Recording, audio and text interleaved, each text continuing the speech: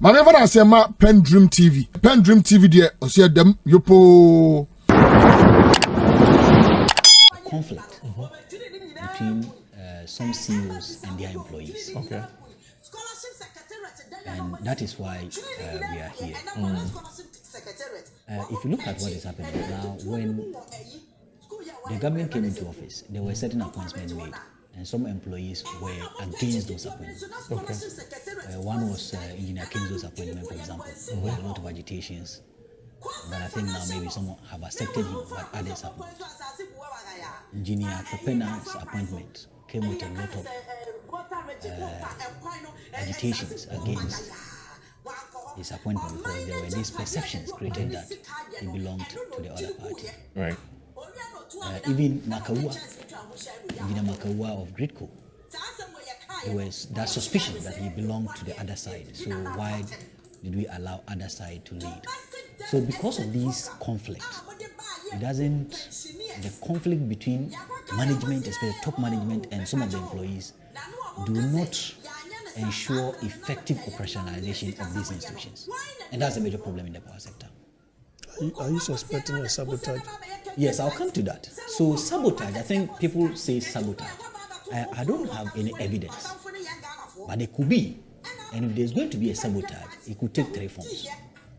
Now, there are persons within the energy architecture who believe that they leaked information to the previous government, where the information helped the previous government to come into office, which is current government, or the current government rather, when they were in opposition, to come into office. And for that matter, they ought to have been the CEs and the MDs of this organization. However, they were not appointed. They rather appointed persons perceived to have belonged to the previous government to man these organizations. So sabotage could come from there. Now, the other sabotage also has to do with the persons who also are in these organizations believed to be from the opposing side, but still working in the system. They could also maybe have some way, but I don't believe in any of these things until there's that evidence to support it. There are others even who believe that there's this organization. I remember there was a time I spoke on that subject. There's this organization called PUI, Public Utility Workers Union. You know, they came out against government's intention of privatizing ECG, right? Some aspect. And some aspect of ECG, privatizing some aspect of, especially revenue mobilization. They were against it, right? So there's people who even perceive that since they are against it, they could also sabotage. But these are possibilities anyway, they are not the evidence. Right. Now, there are also others who believe that there are a lot of social media influencers also affecting the technical capacity of the sector. Because these social media influencers raise a lot of issues that, oh, this particular person belongs to that side, but he's this. Right? So most of these line managers, especially the technical persons, do not have the mind to efficiently or effectively operate because they still perceive that they could be kicked out the next moment because of the pressure that is coming from the social media space, especially from the NDC social media. So all these are causing a lot of problems in that sector in terms of how we can manage the sector. But the major, aside leadership crisis, Maureen, the other major problem in the sector today is communication, or what I call miscommunication. You just announced that on Friday, the PRO, or the communication director of the Energy Ministry, Energy and Richmond Rossen, wrote on his Facebook that we're going to have a shortfall of 1,000 megawatt. Now, these days, the sector doesn't release much information. Because those days you used to have timeline, realistic information of generation and then consumption. But these days it has become like a cocaine. So you don't get information. But let's even take the energy sector outlook report of Energy Commission for 2025. Now they told us, or that report says that our dependable capacity for the whole 2025 was around 4,850. And within this dependable, there's also available dependable capacity. Because there are certain times that the dependable capacity, there will be some challenges.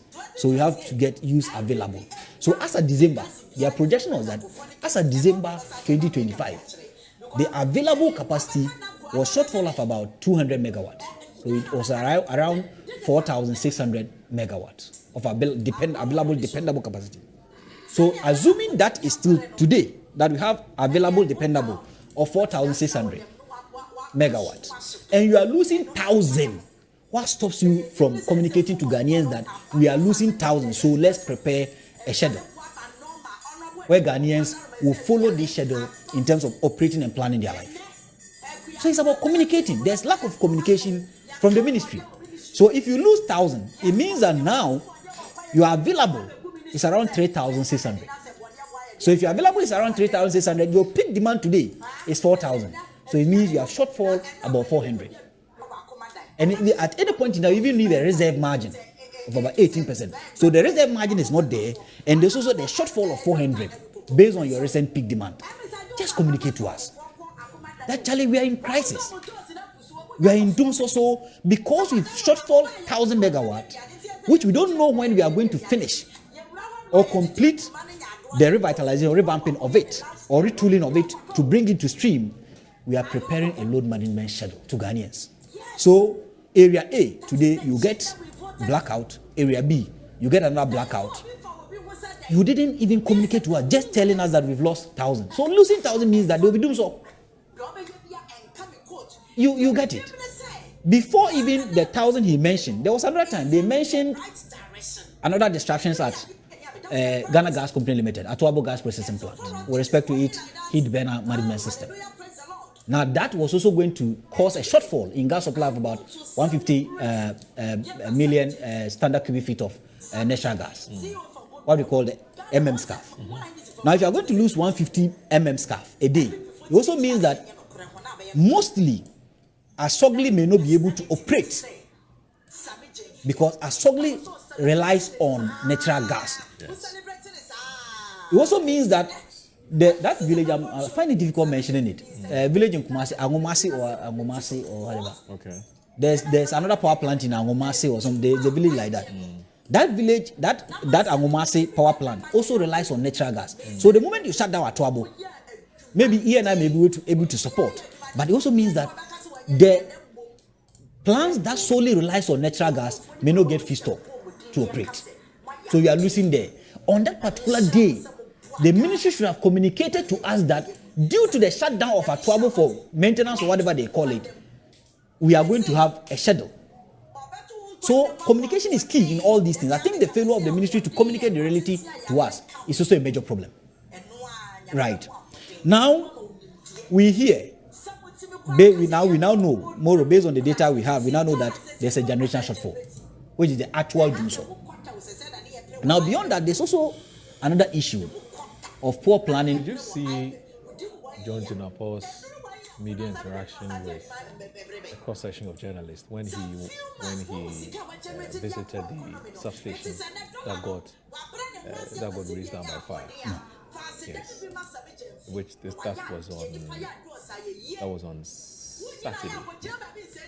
And in that media interaction, he gave out all the information. Yes, I agree that perhaps beyond what he said to the media, the ECG should have come out with, a statement or an announcement to say these are the areas that are going to be affected for this number of days, because it's going to take us this number of days, perhaps ECG and GRIDCO, for us to be in this situation. That I agree. Yeah. But we shouldn't also create the impression that nothing was said at all. No, I didn't say nothing was said. I think we communicated. But communication must be effective, especially when you are dealing with consumers of electricity. And I think their communication was not effective because consumer wanted to know which areas will be out so that they plan. Fair point. Now that is one. So the NDC in opposition tried their possible best in identifying the challenges, but spent little time in getting the solutions to the problem. Right. And that is why I mentioned earlier that even in terms of appointment, they got it wrong. The proper profiling was not done. Now let's come to the other side, the architect. I think if you look at what is happening in the energy ministry, the power sector, for example, I think they got all wrong. Yes. Okay. Because if you read the agitations that came around some of the appointments. You raised this issue, so Yes, let's move on. so I think they got all wrong. Now let's look at the architecture or the whole infrastructure or the access base of the landscape. The reason why I say they identify challenges without appropriate solutions Right. was that we all know that within our energy landscape today, we focus much on generation and then also focus much on demand. So if you look at the 2025 budget and also the 2026 budget, government's intention is that they want to accelerate what we call expansion or expand accessibility of electricity. So currently we are doing 89. Now we want to be at somewhere 98 by 2030. So we've intensified rural electrification, which is the demand side, because we want everyone to access electricity. Now the challenge is that between the supply and the demand, there needs to exist infrastructure. But if you look at our budgets, we don't spend much on that infrastructure. So when you expand without upgrading your infrastructure, it always creates the local outages that you observe. So if you look at them, and also sometimes they raise expectations too high. For example, if you take the multi-year tariff review order of PRC, published by PRC for the year 2026 to 2030 or 2029, the capital expenditure needed by Electricity Company of Ghana, which is ECG, is around 4 billion Ghana cedis. Now, ECG has told us that within that period, they want 3 point something, or they have 3.5 billion to upgrade their infrastructure, which also means that the infrastructure upgradement will be done in 4 years. So when you raise expectation that you have 3.5 billion to upgrade every infrastructure within 1 year or within the next 6 months, anytime there's an outage, the force comes on you. It comes on you. So we must also be real, right? By informing the Ghanaian the real situation of the sector. Because such miscommunication, misinformation raises anxiety, and whenever there's a local outage, but you said you are upgrading infrastructure. Why not now? So you see, so that is another problem. Now, lastly, Moro, before Doctor comes in, Right. I think that the decision announced yesterday by the ministry was hasty, was rushed, and doesn't have any motive. They should have waited today, 2 p.m., to announce that particular decision, especially when they have a motive. Because when you suspend someone without giving reasons for the suspension, it creates a lot of suspicion. Maybe Moro, maybe you have what did they say? Did they tell us why they suspended Mr. Makewa? Maybe you have information I don't have. Doctor, maybe you have information I don't have. But as I said, But we're being told it's purely administrative. Purely administrative. Yes. All right. During crisis. You mean the right, GRIDCO boss? Yeah, the Makawa, Engineer Makawa. You see, during crisis, as crisis time, when certain decisions are taken, it creates perceptions. You know, he was due to retire in June. In June. So Well, he was given a letter in February. So in crisis management, you don't take hasty decisions. No, it was a decision that was taken as far back as in February. No, No. I can no, tell us- not his retirement, but I mean yesterday's suspension. Okay. Right. They just announced it. Okay. That is one. Okay. Now, two, they shake up at ECG. I was asking myself, where is the ECG MD? Because these are lower level management. And they respond to ECG. And in proper corporate governance structure, it shouldn't take central government to do that shake up. And it also shouldn't take central government to even make that pronouncement or communicate that we've done this shake up. The moment you begin some of these things, shake-ups, now it creates a whole problem for the sector because the political interference becomes too wide and big, and now people begin to align. Oh, okay, I'm in Ashanti region. I was transferred to other part because people perceive me to be other side. Okay. Now, so let me go and owe my allegiance to that side. Now, the moment the sector begins to owe allegiance or pay allegiance to size, then we are in serious trouble. Okay. So I think that the better way for the ministry should have done, or the government should have allowed Engineer Popena to issue a statement that ECG on our own, we are doing this particular transfer, not to come from the central government. Okay. It's bad corporate governance structure. I think it is very, very bad on their part. So I think that maybe today, 2 p.m., maybe further information will be given, because most of the information given yesterday was scanty. They just said, I think that before that 2 p.m., ECG needs to release a statement on this particular transfer or shake-up, not the ministry. Because they said these employees are not direct employees of government. Government didn't appoint them. They were there before a new government came. And these are technical staff anyway. You mean GRIDCO, not ECG? ECG, the shake-up in Kumasi. Oh, you mean that they you're so talking as about for the Ashanti GRIDCO one? suspension, Okay. I think that a motive should have come, because government can appoint and disappoint. Okay. Because they appointed him anyway. Right. So through their board, they can say suspend. Okay. But I don't even know why he is suspended, because there's no even further information. Okay. You are just telling me that it's for administrative purposes. Right. But I also say that if you suspend the GRIDCO MD this time, especially when we are in this particular crisis, it creates a lot of suspicion. Right. People may begin to agitate that because NDC social media influencers are saying he's an MPP member, that's why you took him out. And that is justified anyway. Okay. So, Moro, I think that we should be calm and relaxed in solving our problem. The first point is that generation today, we are not doing well, maybe in future, because government says by the close of this year, we are likely going to start 1,200 megawatts of power, that's thermal power. Right. We hope it comes early. Because I've always told people that if generation doesn't increase within the shortest possible time, the real Dumsor is likely going to be 2027, 2028. Yeah. Because by then, we would have exhausted all our dependable capacity. Okay. So we need to be very fast track about it. Okay. And two, we need to ensure that we upgrade. But in upgradement of our infrastructure, we need to communicate. Okay. We need to be real with Ghanaians that Right. this is what we are able to do and this is what we can do.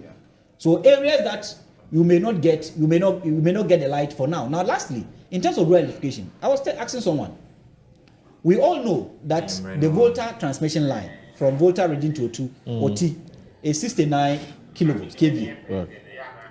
Now we are still extending, and we know because even from the Roxin, the communication PRO or whatever of the Ministry of Energy, he made mention that Volta region is experiencing a lot of outages because of that transmission line. Right.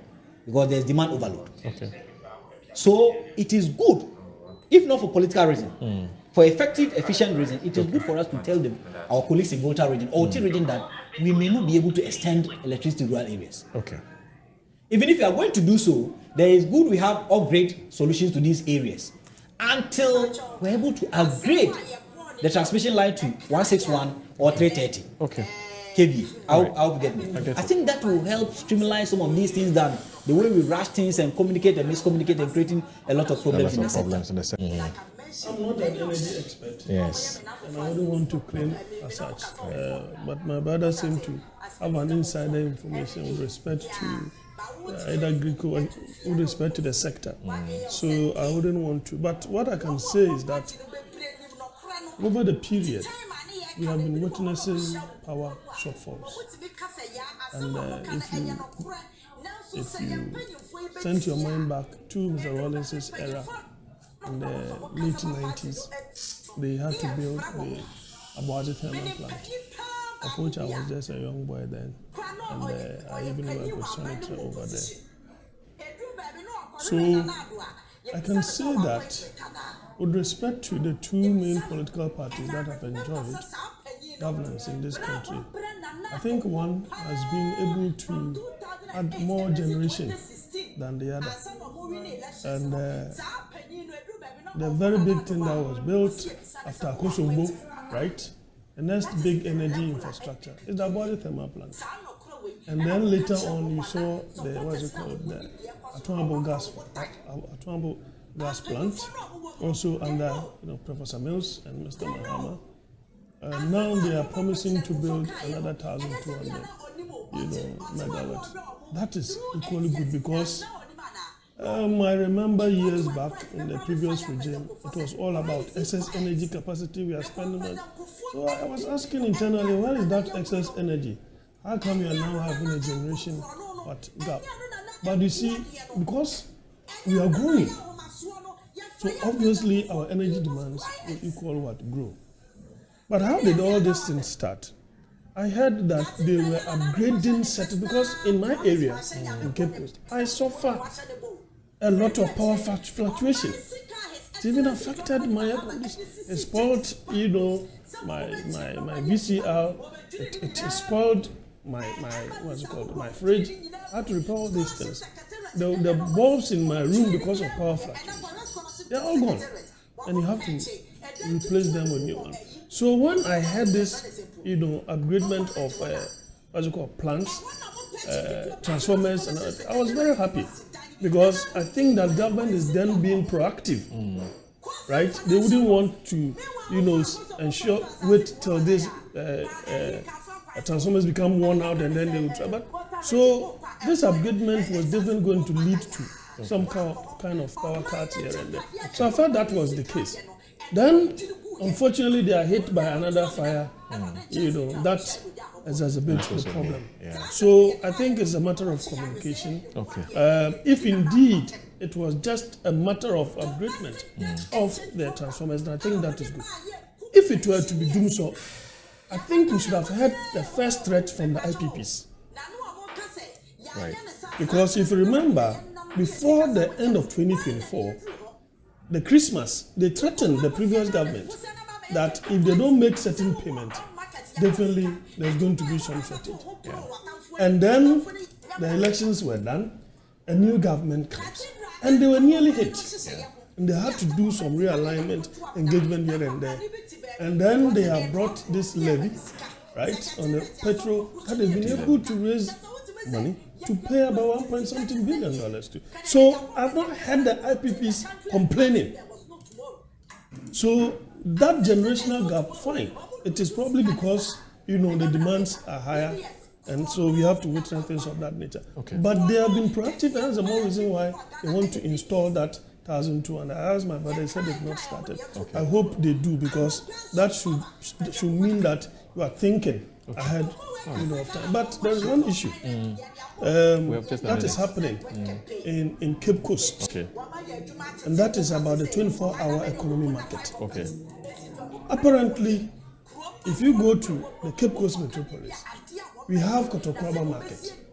There's one that has been done by Professor Mills and Mr. Muhammad Stein. Then you have an Anafo market. So the problem now that is rarely to be heard is the fact that the MCE is spearheading a situation where they are citing the 24-hour market, 24-hour economy market in Cape Coast South. Wow. Making it 3. Why? Cape Coast North, the only market they have is Abra. And that you could see the economy over there is gingering and growing because they have more land and the population is drifting towards that particular place. Okay. So for me, it will have made a lot of prudence for the government to cite the 24-hour economy market in Cape Coast North. Okay. It wouldn't have destroyed anything. They have land. I was even thinking that they could just raise down the Abra market, send the women to where the stadium is, do this thing, and do another ultra-modern market at Abra in place of the old one. Right. And I think that the MCE will have to be guided. All right. So let me just do that. I'll just do just 4 messages. But this one, the videos you're seeing is the transformer upgrade at Teshi. And that's why Teshi people are complaining that they're having erratic power supply. So it's the transformer upgrade which is doing it. So I'm just... PENDREAM TV now, so far so good. Say open online portal e Ghana. Nipa share, nipa follow, nipa comment here. To my best of knowledge, without any biases, PENDREAM TV.